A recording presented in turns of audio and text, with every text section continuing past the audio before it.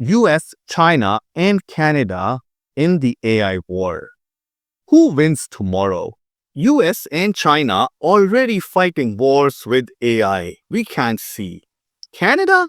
We are trying to get in, but will we be spectator or collateral damage? Big powers squeezing Canada out. If Canada does not pick a side or invest, we will be dependent on foreign AI infrastructure for our defense. Foreign bots watching our borders. In this video, I will show you where China's already building autonomous armies, how Washington is trying to lock Canada into its AI orbit, and whether Canada can carve a lane for its own. Why it's a battle for power. AI is not toys or chatbots. It's command systems, surveillance, decision-making, unmanned weapons. The country that leads AI gets to define the rules of war, the rules of commerce, and the rules of surveillance. We are entering a new arms race. Digital weapons, autonomous drones, cognitive warfare. China is calling this the main battlefield. So this isn't optional. It's existential. US's strategy, massive private-public investment, big techs like OpenAI, Google, Microsoft, pushing frontier models, export controls, AI model restrictions, chip bans aimed at China. The US wants friendly allies like Canada in its technological supply chain, especially for chips and cloud data infrastructure.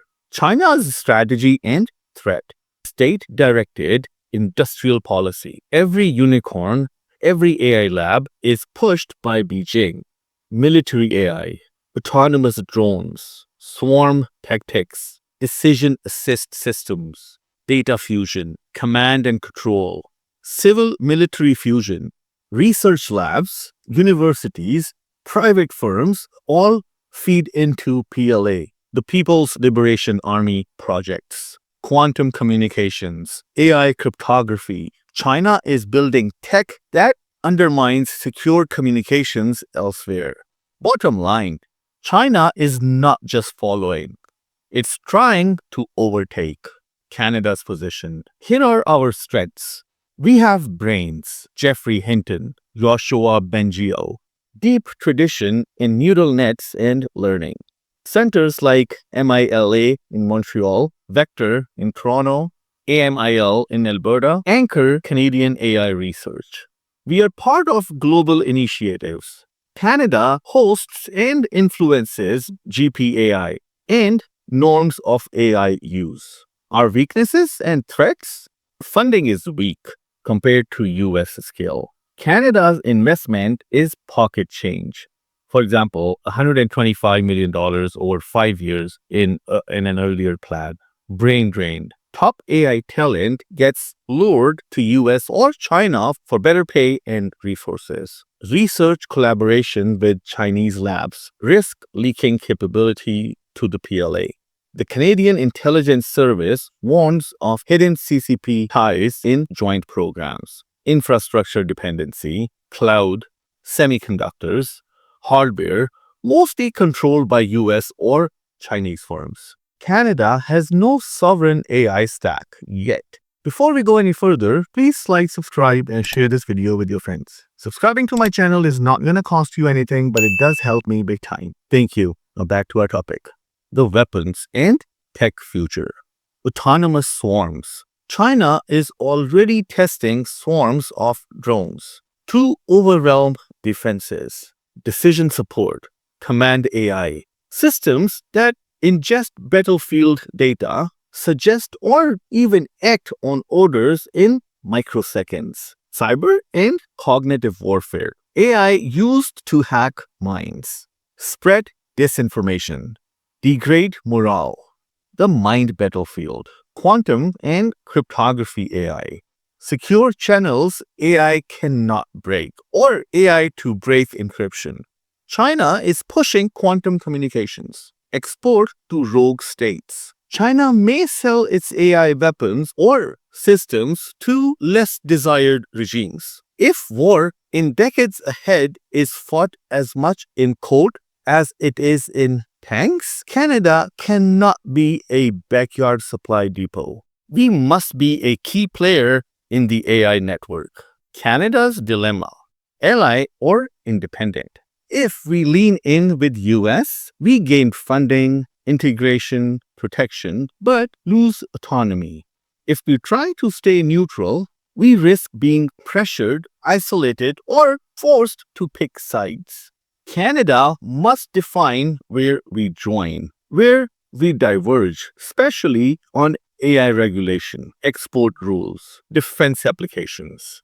What Canada should do: massive investment, build a sovereign compute and chip chain, scale up AI defense labs, norms and ethics leadership. Use Canada's reputation for fairness to lead in AI rules of war, like banning lethal autonomous weapons as an example.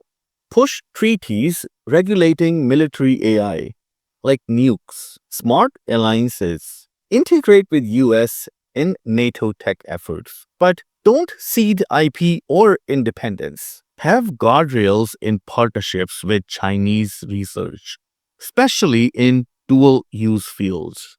Talent retention, pay, infrastructure, projects at home so researchers don't leave.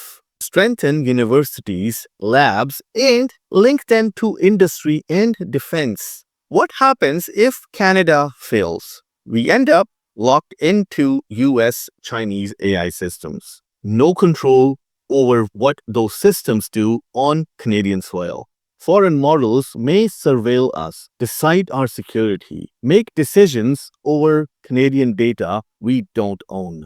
In a military conflict, Canada may have zero say. We will be a battlefield for algorithms, not real player. Worst case, we become dependent, passive, or worse, collateral damage. Look, Canada cannot afford to be a backseat driver in this AI war. The US and China are racing. Canada must pick how it wants to be remembered: as someone bought by big tech, or as the honest broker leading AI morale in the world. So here is your question. Do we throw in with the Americans, chart a middle path, or try to do it alone? What would you do if you were in Carney's seat? Please comment below.